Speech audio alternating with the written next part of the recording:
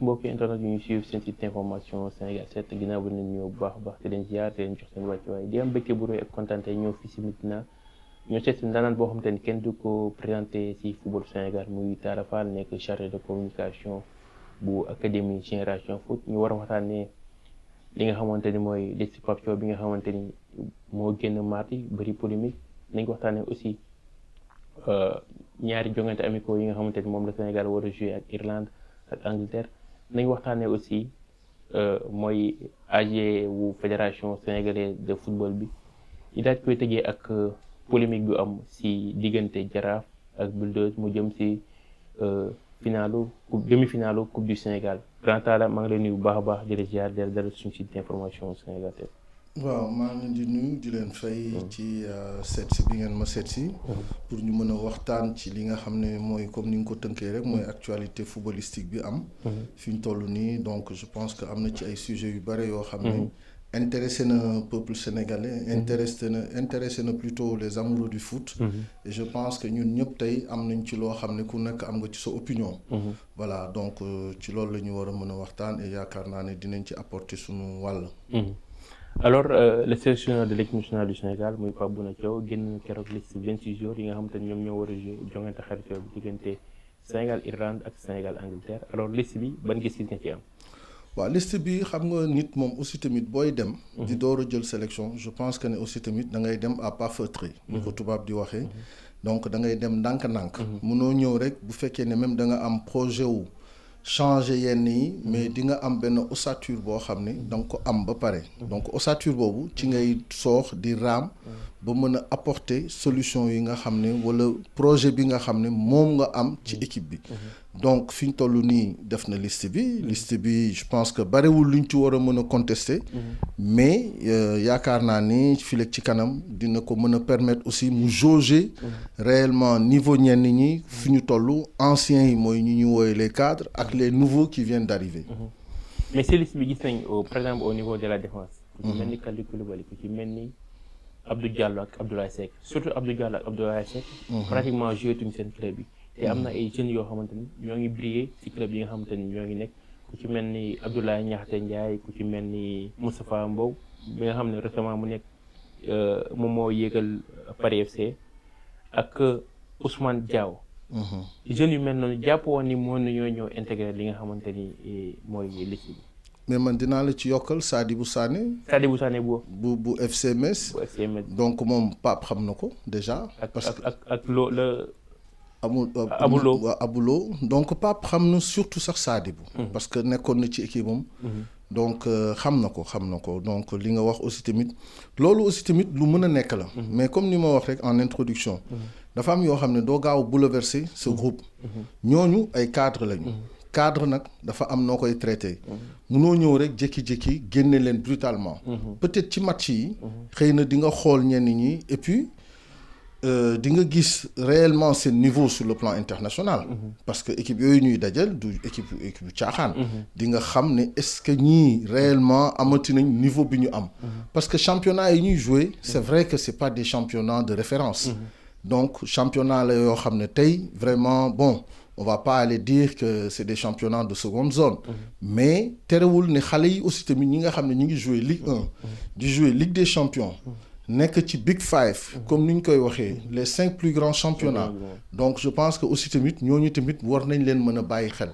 parce que équipe il faut nga sóoraale relève xam nga Abdou par rapport à son âge moi j'ai trouvé qu'il est allé un peu plus tôt au Qatar il a ses raisons Kalidou aussi de même Abdoulaye Seck de même mais c'est vrai que c'est des garçons qui frappent à la porte et qui jouent et certains d'entre eux sont même titulaires xam nga donc loolu tax na tey ñun suñu bopp war nañu mën a bàyyi xel ci xale yooyu parce que vraiment joué nañu ci yenn sélection nationale yi dem nañu Europe ñu ngi confirmer je pense quand même que quelque part on doit pouvoir leur donner leur chance aussi tamit et c'est le moment aussi ci match amicaux yi ci préparation yi di leen woo xam nga et puis bu na xam fan la ñu toll réellement. par exemple match amicaux la. est-ce que jàppoon ne liste moo nañu ko élargir def ko benn liste 30 jours pour may jeunes yi nga xamante ne ñoo ngi frappé à la porte ñu may leen chance ñu mën leen xool carrément lan lañ mën. mais je suis parfaitement d'accord avec toi. Parce que la liste comme yeneen équipe yi ni ñu koy defee yeneen sélection yi. dañuy def liste 32. ou 30. 30 sax c'est raisonnable. parce que ça ne gêne personne. parce que dina la permettre aussi tamit nga mën a gis xale yooyu yëpp. parce que tey ñoom ñëpp dañu nar a jouer ñenn ñi ñu ngi jouer Ligue 1 française. xam nga tey à partir de ce moment nag ñooñu biñ ciy toll dañ leen woo. ñoom it buñ ci tolloo. dañ leen ubbil bunt bi. wan leen ne aussi tamit am nañ ci yéen yaakaar. te yaakaar boobu aussi tamit ci match amicaux yi la ñu mën a xam réellement leur niveau de jeu. parce que jusqu'à preuve du contraire ce qu'ils nous ont montré c'est des garçons qui sont performants. et qui sont titulaires pour la plupart dont tu as cité. et à partir de là il y a pas de raison que liste bi comme tu l'as dit. ñu mënoon ko élargir à 30 personnes parce que aussi tamit comme ñu wax ko ñàkk ko wax. la relève. à partir de 30 ans. 31 ans 32 ans. il faut songer aussi à partir par la grande porte. loolu moom mooy réalité sport de haut niveau. am na nag ñoo xam ne peut-être ay exceptions lañu. mën nañu dem ba ay 38 ans. 39 ans 40 ans. mais loolu day fekk avant ça da nga doon am benn hygiène de vie. hygiène de vie. bu la permettre nga mën a di def. effort yi ngay def jusqu'à maintenant et di jouer ci yenn championnat yi. mais dis-toi que c'est pas tout le monde qui peut faire ça. si loolu sax laay ñëw par rapport ak hygiène de vie gis naa ni suñu jeune talent yi ñu ci bëri bu ñu defee 5 ans rek pare nañ mais loolu lan moo koy def nga yaakaar. xam nga Ibrahima na nga wax joo xam ne. dama ciy wax et dinaa ci insister nag. pour une fois je vais y aller très très très loin. gis nga joueur professionnel. soo ko nekkee. dafay commencer ci sa entourage familial ba pare. dañuy nangu ne. kii léegi dafa nekk professionnel. à partir de ce moment da ngay dénk sa doom. ay professionnel. boo dénkee sa doom ay professionnel. xale bi ci boppam nangu ne man dama war a am encadrement professionnel. parce que xam nga li gën a bon. gaaw a suur. et que ñàkk kilifa. tax ne yow kenn du la warutula wax dara. que tey yaa ngi yónnee xaalis seen kër. et que tey mun nga def lu la neex amoo hygiène booy takk jabar doo laajte dégloo tuloo seen waa kër. ñu ngi lay dégg ci lu ne. showbiz bi ànd ku ne nga ñëw ku ne nga àndal. parce que des fois boo arrivé rek da ngay gis ku ne day ñëw burux la bëgg a nekk sa côté te des fois joueurs yi damay wax ne dañoo xaw a am benn complexe ci yenn gars yi. te ñooñu ñoo leen yaakal. joueur professionnel football nekkul ci biir terrain mais c'est en dehors du terrain. te joueurs yu bëri côté boobu la ñuy pêché moo tax seen longévité carrière duñ ko am. mais non li ngay wax dafa am. parce que moi j'en ai vu défiler ay joueurs. j'en ai vu défiler. et je suis dans ce milieu gis naa ñu ma mag. ñu ma magaat sax xam nga lan moo freiné seen carrière. xam nga lan moo ko sax brisé à la limite. parce que gis nga dafa am lu mag ñi di wax. soxna. dañ koy tànn. waajur. dafa war a nekk waajur. am autorité ci doomam. mais du alal mooy jiite relation bi. ça c'est vrai. relation bi du ci alal lañ ko war a tënk. du parce que yaa ngi yónnee benn 1500 euros par mois. di ko jox sa papa pour kër gi wala 2000 euros yaa xam. mais nañu nangu ne xale bi dafa war a am kilifa. gis nga nit boo nekkee ci àdduna te amoo kilifa mbedd mi mooy nekk si kilifa. te bu boobaa tu n'auras que tes yeux pour pleurer. bul mere kenn.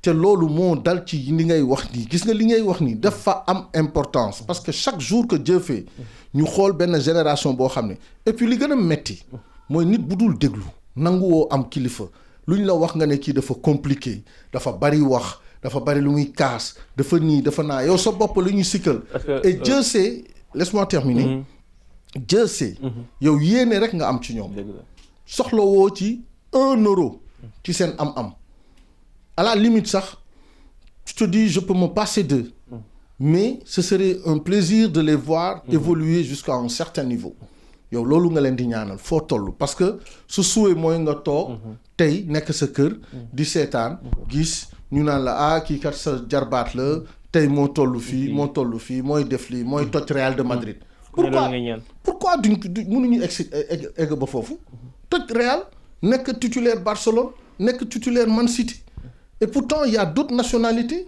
yoo xam ne ñu ngi fay yegg di ko réussir joueurs français yi nga xam ne ñenn ñi ñoo bokk niveau bi ñuy démarrer tey boo gisee ñu ngay jouer Real moo leen di xëccoo Barça wala yu kenn xamul loo xam ne tey da nga naan tey ñii ñoom ñoo fa toll ñoo fa nekk ñoom ñoo leen di toppatoo mais ça c'est la réalité du football et nit da ngay am encadrement bu professionnel nag encadrement professionnel te gis nga encadrement wu léegi football moderne dootul rek affaire u nekk benn agent bi xam nga lan lay négocier ak club bi bu weesoo loolu da nga war a am koo xam ni tey dafa war a nekk préparateur physique individuel surtout loolu noonu surtout aspect boobu noonu da nga war a am un nutritionniste koo xam ne dafay seet li ngay lekk li ngay naan est-ce que tu as le temps de récupération nécessaire par rapport à tes entraînements yi nga xam ne yaa ngi koy def et ça c'est un staff du benn nit rek nit ki war na xool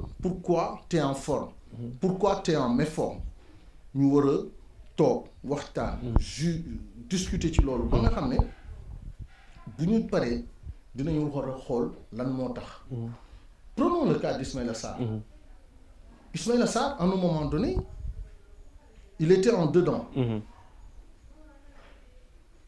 mu jékki-jékki daal di commencer waat remonter à la surface mais qu'est-ce qu'il a fait il est allé voir un préparateur physique il est allé même voir son entraîneur pour lui dire de lui apporter le plus qu'il faut et il a eu cette humilité-là il se dit que il a énormément de qualité et pourtant il n'avance plus comme il devait et donc il a eu cette humilité-là il est allé voir son coach il lui a parlé le coach aussi il l'a pris individuellement il a travaillé avec lui et en plus de ça dans son entourage donc ça Idrissa Faye il le savait c'est un de ses conseillers il lui a pris un coach qui lui corrige ses matchs naan ko lii waroo ko woon def lii nga war a def lii def loo ko lii baaxul mais ça c'est le football moderne football moo toll foofu gis nañu même pas Matar Sarr loolu la def mais gis nga boo ko ci defulee da ngay nax sa bopp parce que booy en réalité parfois dañuy gaaw a doylu te au niveau dafa laaj ay exigences yu mu laaj du ay bling bling gis nga européens ñoom ils sont exigeants en eux-mêmes et seen entourage familial dafa am exigence bu mu war même sànq yaa ngi wax côté nutritionniste préparateur physique mais sa personal branding sa image de marque jour bi da nga ko war a gérer da nga war ku la ko gérer côté marketing côté communication pour jour bi muy décrocher yenn sponsor yoo xamante ni dina ko mën a accompagner mais li nga wax rek mooy jeune joueur Sénégal dañoo gaaw a dool mais arrivé wu ki nga xamante ni mooy Idrissa Gueye nekk ancien joueur génération foot non jàmbaar Idrissa Gueye attaquant parce que y en a deux maintenant dans la sélection Idrissa Gueye ancien joueur génération foot daa mu amoon blessure bu métti bu ko écarté woon pelouse yi ren mu rejoindre ci été bi Metz def saison bu exceptionnelle ba ak Mamadou Lamine Camara bu RS Berkane ñoom seen arrivé ci tanière bi loolu na ko gisee waaw mais loolu lu baax la mooy c'est une suite logique parce que boo defee fii ay performance ba yàlla def nga mën a dem bitim réew monnayer sa talent à un moment donné carrière dafay am lu mu laaj donc da ngay am benn niveau boo xam ne bëgg nga fa toll mais li la fay mën a yóbbu aussi tamit dafay laaj nga mën a rigoureux dans le travail exigeant en toi-même et sérieux xam nga parce que soo ko defulee tu passes à côté honnêtement ça amul loo mënti nekk phénomène bu fekkee ne tu n'es pas exigeant en toi-même tu n'es pas rigoureux dans le travail tu n'es pas discipliné yooyu tu passes à côté complètement à côté et ça je pense que Idrissa il l'a compris moi j'ai eu la chance de lui parler de temps en temps mais ce sont ces mêmes mots que je lui répète xam nga Mamadou Lamine Camara moi je l'ai pas vraiment connu mais je le suis en équipe nationale comme au RS Berkane parce que c'est un club qu'on a connu dans le passé on a joué avec eux qu'on avait battu ici à Dakar 3-1 et après ils nous ont éliminé 2-0 donc c'est une équipe qui est en progression permanente on a mis des moyens dans cette équipe-là et aujourd'hui quand tu vois Mamadou Lamine Camara évoluer dans cette équipe-là je te dis vraiment c'est un plaisir c'est un garçon qui joue bien qui est talentueux qui est sérieux et qui est constant Parce que tu sens qu'il est constant. Chaque fois que tu le vois jouer, tu sens que... U23, Et aujourd'hui, il est convoqué en équipe nationale A. Donc, c'est sa constance qui fait plaisir. Idrissa Gueye, comme attaquant, moi, je trouve que c'est un garçon qui a énormément de qualité, qui joue des deux pieds, qui est bon de la tête. Et c'est un garçon qui sait jouer en profondeur, qui sait jouer dos au but. Tu vois, il a des qualités d'attaquant réel, de vrai attaquant. Parce qu'un attaquant qui sait frapper des deux pieds, ça c'est rare. C'est pas donné à tout le monde. Idrissa, par moment, tu te poses même la question, est-ce que c'est un gaucher ou un droitier? Moi, je l'ai vu à Génération Foot, mais à un moment donné, je me disais que ce garçon-là, il est promis en bel avenir. Parce qu'il a des qualités d'un attaquant. Et il sait se battre aussi quand il faut. Et ça, ce sont des qualités pour un attaquant où, par exemple, tu te dis, celui-là, tu peux au moins compter sur lui. Parce que déjà, ne serait-ce qu'avec le bout de saison qu'il a fait, aujourd'hui, il y a des clubs en Angleterre qui sont derrière, qui font une offre voilà, pour le gamin. Et c'est tout un plaisir de voir ce garçon-là à ce niveau, quoi. Actuellement, il y a beaucoup de jeunes joueurs qui frappent à la porte de l'équipe nationale du Sénégal. Est-ce que la Fédération sénégalaise de football, si fenêtre FIFA yi warul organiser par exemple ay matchs amicaux pour suñu équipe nationale U23 pour ñu préparer li nga xamante ni mooy relève comme que ñëpp ñoo équipe nationale A. yéen ñi ñëw si équipe nationale U23. Bon, ça aussi c'est un problème de calendrier. Parce que les U23 aujourd'hui, ils sont pas tous à l'étranger. D'autres sont ici au Sénégal. Dans ce cas-là, qu'est-ce qu'il faut faire par rapport au championnat? Tu vas arrêter le championnat, tu vas faire jouer un match, 2 matchs. Donc, il faudrait arrêter le championnat à partir de ce moment pour que les gens puissent jouer ou si c'est des dates FIFA, leur permettre de pouvoir jouer et à partir de ce moment, on arrête le championnat. Parce qu'on a un problème de calendrier aussi. Aujourd'hui, si on avait autant de joueurs en équipe nationale, à partir de l'effectif local ici, ben, on n'aurait pas pu jouer en équipe, on n'aurait pas pu jouer en championnat. Parce que déjà, on a tout le temps des problèmes de calendrier. Là, on ne sait même pas la date de la finale de la Coupe du Sénégal. On se dit, c'est certainement au mois de juillet. C'est tout ce qu'on peut te dire. Mais on devrait avoir une date précise. Ce qui permettrait au président de la République de pouvoir venir. L'agenda du président de la République, ça sert à ça. C'est-à-dire qu'aujourd'hui, si on a un calendrier bien huilé, on lui propose 3 dates. Sur les 3 dates, la présidence va répondre à la fédération en leur disant que cette date-là nous convient, le président sera présent à la finale de la Coupe du Sénégal. Mais c'est comme ça qu'on s'organise. C'est bien de vouloir faire jouer les U23, mais il faut avoir un calendrier bien en place et qui peut permettre aux garçons de pouvoir se libérer et de pouvoir jouer. Alors, balaa maa ñëw si ñaari match amicaux yi Sénégal-Irlande ak Sénégal-Angleterre, est-ce que le choix des sparring partners ak fi équipe nationale du Sénégal toll nga xamante ne actuellement li nga am coach bu bees ñi nekk di defaraat est-ce que jotul woon ñu si fenêtre bii nii ñu ak rénovation stade Léopold Sédar Senghor ñu jël équipe bu mel ni Maroc, Égypte, Algérie ñu joué fii match amical ñu mën a au moins réconcilier public bi ak équipe nationale du Sénégal. Ben moi je dirais pas pourquoi. Pourquoi pas? Parce que tey am nañu stade yoo xam ne war nañ ci mën a accueillir ku ne. waratuñu sëgg naan dañuy rus. di accueillir nit fii ci dëkk bi. D'autant plus que am nañu joueurs yi. am nañu stade yi. installation yi. Donc tey bu ñu amee loolu. opportunité boobu. waroon nañ ci xar suñu tànk tubéy. Man parfois nag. Ce que je dis peut ne pas plaire tout le temps. Maintenant, c'est aux gens de voir comment, avec les matchmakers, organiser 2 matchs à Dakar. Mais 2 belles affiches. Nous la Côte d'Ivoire. Surtout pendant les vacances. Non, Côte d'Ivoire, c'est à 2 pas de chez nous. Stade du Fès, tous les Africains vont venir. Et même les Occidentaux, tout le monde. Parce que ce sera une belle affiche, une belle opposition. Après, mais nga dem seeti Nigeria, Nigeria, ils ont une grosse équipe. Bon, il n'y a que des talents dans cette équipe. On va organiser quoi avec un pays francophone et un pays anglophone. On va dire bon, ça aussi, tamit ku nekk ak ni ngay gisee football bi. Mais loolu man de suñ ma doon laaj. naa leen woo leen Abidjan du ñu bañ. match revanche lay doon sax. C'est une belle affiche. Dans un bon esprit nag. dinañ ñëw après boo ci paree. contacter Nigeria. am nañu ñoom it.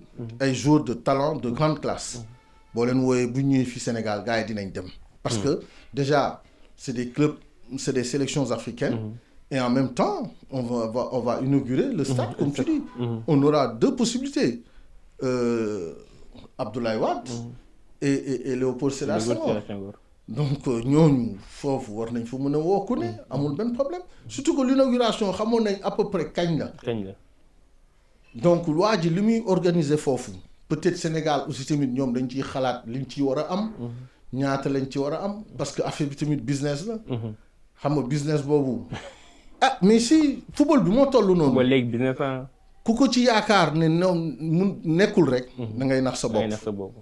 business la da ngay xool li ëpp intérêt pour nga def ko.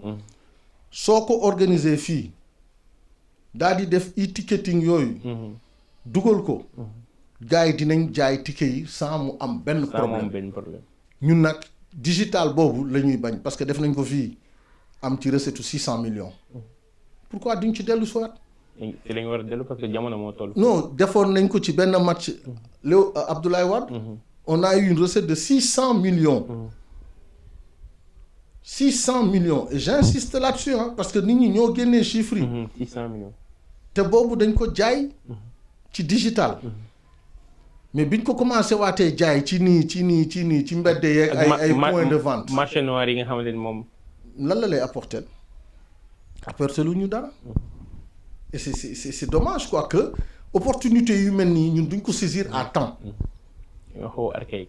xam nga non duñ ko saisir à temps parce que ay dem ba Angleterre di jouer ji c'est bien de jouer contre l'Angleterre. L'Angleterre nous avait déjà battu. mais Côte d'Ivoire aussi gagné nañ. non gagné nañ te Côte d'Ivoire daf ñu yàgg di gagné suñu dëkk. muy fii muy dëkkam daf ñuy gagné. ñun nag dafa laaj ñu gagné ko fii. delluwaat dëkkam gagné waat ko. parce que sport loolu la. da ngeen di am ay opposition di daje ku nekk daal di xool sa palmarès ne gagné naa tant de matchs contre le Sénégal. mais Ivoiriens ñoom dafa mel ni ñoom ñoo ñu mën. te à chaque fois day fekk ñoo leen di gën équipe. ay détails rek la ñuy gagné. non ay ñoo ñu gën équipe. contre Côte d'Ivoire ñun war nañu jouer bloc bas ci ko dugal à 10 minutes de jeu. ngay reculer dellu sa ginnaaw. te loolu man dinaa nag seedeel Aliou Cissé. Aliou Cissé n'a jamais demandé à son équipe de jouer en bloc bas. Ah oui je le dis et je le confirme Aliou Cissé même l'a dit en conférence de presse d'après-match. J'ai jamais demandé aux garçons de reculer. kon boobu lan moo ne woon problème. Ah ça c'est la bonne question. Ça c'est la bonne question. Et moi depuis un an j'insiste sur ça. Aliou n'a jamais dit à l'équipe de reculer. Jamais. Il l'a dit. Problème boobu fan la waroon doon. Aliou ne l'a jamais dit. Et en conférence de presse il l'avait confirmé. parce que mënoo tànn ci équipe ci 10 minutes dugal ko ba pare di reculer. Ah mais kon ndigalu bloc bas bi kon kan moo ko war a joxe. Ah man daal xam naa ne Aliou li mu wax mi ngi fi tege soo leen xoolaatee. ci après match boobu. li mu waxoon jógewu fi équipe mam nag moo ko yore. mais li muy wax lu leer la. mais alors Sénégal Irlande ak Sénégal Angleterre ñaari match yooyu ban analyse ngeen ci mën a defal. Mais c'est l'occasion de jauger réellement le niveau de l'équipe. loolu mooy njëriñu match amicaux. di nga xam sa équipe fan la toll. xam nga sa projet de jeu bi nga xam ne moom nga bëgg a mettre en place di nga ko xam. lan nga bëgg a def. les joueurs dont tu disposes lan lañ la mën a apporter yan type d'attaquant nga am. yan joueur au milieu moom nga am. yan défenseur nga am. xam nga parce que pour quelqu'un qui connaît Pape, c'est quelqu'un qui est porté vers l'offensive. Moi, je sais que c'est le 4-3-2-1 qu'il affectionne. moom la jëlee woon CHAN bi tamit. waaw moom 4-3-2-1 boobu dafa gëm. Et donc pour moi c'est l'occasion de voir parce que mën nga am schéma. mën nga am projet de jeu. mais est-ce que am nga élément yi nga xam ne moom ñoo la ko mën a animer. ak animation bi. mais loolu la éléments yi ñoom ñoo la mën a animer li nga bëgg. éléments yi nag il faut nga xool profil de joueur yi nga xam ne moom nga am. yu adéquat par rapport ak tey ay ñoom Habib Dia Pa Matar Mamadou Lamine Camara Idrissa Gana Gueye parce que le jeu aussi c'est pas seulement au milieu de terrain que ça se passe. C'est sur les côtés aussi. Est-ce que tu as des latéraux aujourd'hui qui sont capables de pouvoir apporter le surnombre, de pouvoir prendre les couloirs, de pouvoir déborder, de pouvoir centrer. Parce que boo xoolee ñun Sénégal ba ñuy jël CAN suñ force moo nekkoon le côté gauche. entre une très bonne connexion entre Saliou Ciss ak Sadio Mané. te actuellement boo xoolee loolu perte nañ ko. Saliou Ciss ñëwatul Sadio Mané nag ki nga xamante ne ñëwul ci liste bi actuellement moo nekk sur la toile. Oui, mais bon, moi, ça, je le mets sur le compte d'une mauvaise communication. Parce que joueurs, dañ lay critiquer. Entraîneur, dañ koy critiquer. Képp koo xam ne acteur la. di produire spectacle. Spectacle bi soo ci bokkee rek. Attends-toi à des critiques. Des critiques. loolu mooy àdduna. mënul dañ. soo ko xamee baax na nga intégrer ko nag da nga koy intégrer da nga koy non du loolu rek da nga koy intégrer da nga naan ça va venir mais le jour où ça viendra comment je vais réagir mais loolu dafay laaj nga am entourage boo xam ne mën nañ la ci préparer ci moment yooyu xam nga dëkk boo ko xoolee dañ la naan dafay am ay situation de crise situation de crise nag bu amee dafa am lu ñuy dajaloo pour régler situation de crise boobu dafa am ñoo xam ne loolu mooy seen métier. naka la ñuy def ba rey crise boobu am. xam fi nga waree kañ nga war a wax ak ban moment la. ak yan levier ngay utiliser. ban presse nga war a utiliser. def sortie ñan ñoo warul def sortie. ban moment lañ ko war a def. voilà loolu yëpp dafa am duñ koy gérer. voilà loolu nag je pense que Sadio. peut-être am na lu ko metti parce que avant loolu je pense que ne am na wax yu bu ci wax mooy. je suis le joueur le plus critiqué. voilà parce que moom buñ ko critiquer c'est normal.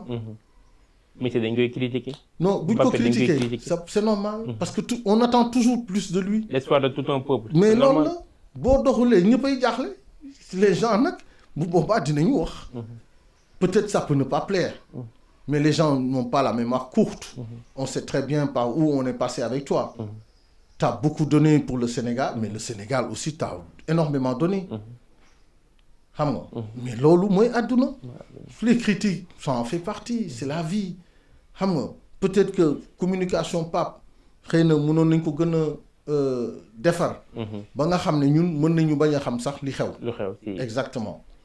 parce que situation bu nekk day am ci star sélection mais dañ koy gérer protéger ko ba nga xam ne après mën nañu dérouler. dal nañu yàlla 2 à 3 mois ak France mooy Mbappé ba mu bañee rejoindre sélection bi. mais aussi moom gérer na ko ba deful yenn. xam nga loolu yëpp mooy dañuy dellu siwaat ci entourage. entourage dafa am solo. sa njaboot. dafa am solo. sa doom dafa am noo koy gérer. sa soxna da nga am noo koy gérer. say xarit dafa am noo leen di gérer. ku nekk dafa am pàcc boo xam ne moo ko moom nga jox ko nag nangul ko et puis nga wóolu ko surtout waaw loolu mooy wax ji grand tala xam naa waxtu buñ la ci saa moom mooy kii rek di ma te ñoo ngi doon xuus si waxtaan bu neex man moom doyalu ma moom te xam naa ñu ñuy déglu gars yi doyaluñ waaw dëgg la vraiment on aurait pu élargir même par rapport à l'AG bi nga xam ni moom nga doon wax sànq léegi en introduction mais je pense que peut-être qu'on aura l'occasion d'en reparler parce que ñu ngi ci pré-campagne boo xam ni qui ne dit pas son nom mais il y a beaucoup de choses qui se passent actuellement par rapport à ces élections, ces futures élections. Et je pense qu'on aura l'occasion d'en reparler, Inch'Allah. Mais merci beaucoup. C'est moi qui vous remercie d'avoir fait le déplacement. Et j'espère que, on aura au moins apporté notre petite contribution par rapport à tout ça. Djerejef. Merci beaucoup, Grand Talla, par la disponibilité, si entretien bi nga xamanteni mom mo ñu defal tay di nuyu Fallou mi nga xamante ni moo nekk derrière la caméra di nuyu mon ami Mass borom jaraaf borom cool yi borom waa Bulldozer ñoo ngi lay xaar de di nuyu di profité di nuyu Souleymane xaritu grand Talla. waaw Souleymane maa ngi lay nuyu bu baax. di ko nuyu bu baax a baax di ko jaajëfal leen jox dig daje ba ëllëg.